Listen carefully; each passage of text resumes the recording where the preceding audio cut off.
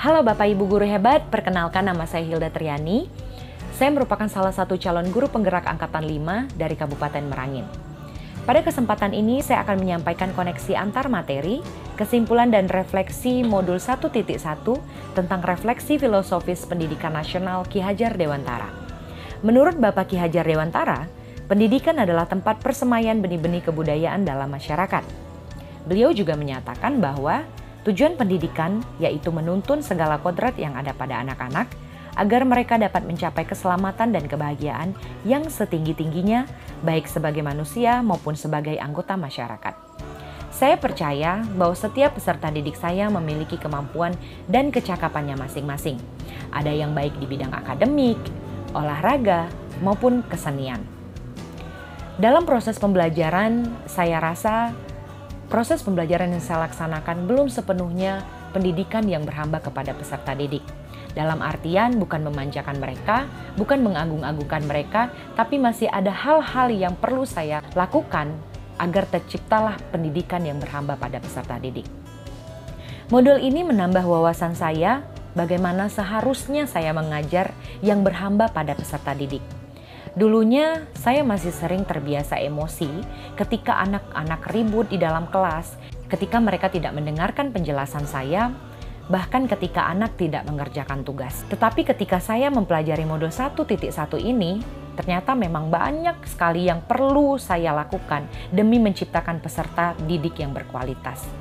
Seperti membuat kesepakatan yang berasal dari peserta didik di awal pembelajaran, bukanlah kesepakatan yang sudah saya tetapkan, kemudian saya diskusikan, tetapi kesepakatan yang mereka tuliskan terlebih dahulu, kemudian mereka yang membuat kesepakatan untuk menyepakati kesepakatan tersebut. Selanjutnya yaitu menanyakan bagaimana perasaan peserta didik setelah mereka melaksanakan proses pembelajaran.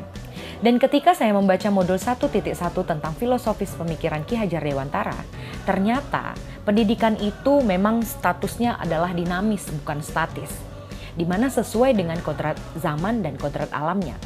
Setiap perubahan-perubahan yang terjadi dapat kita terapkan di dalam pendidikan dengan tidak meninggalkan kebudayaan Indonesia.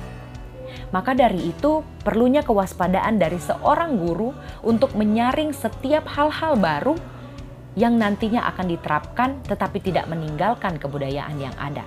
Ki Hajar Dewantara juga mengibaratkan guru itu seperti petani dan peserta didik sebagai biji, di mana seorang petani memberikan perawatan yang baik, perhatian yang baik kepada biji-biji sehingga biji-biji itu tumbuh menjadi buah yang berkualitas.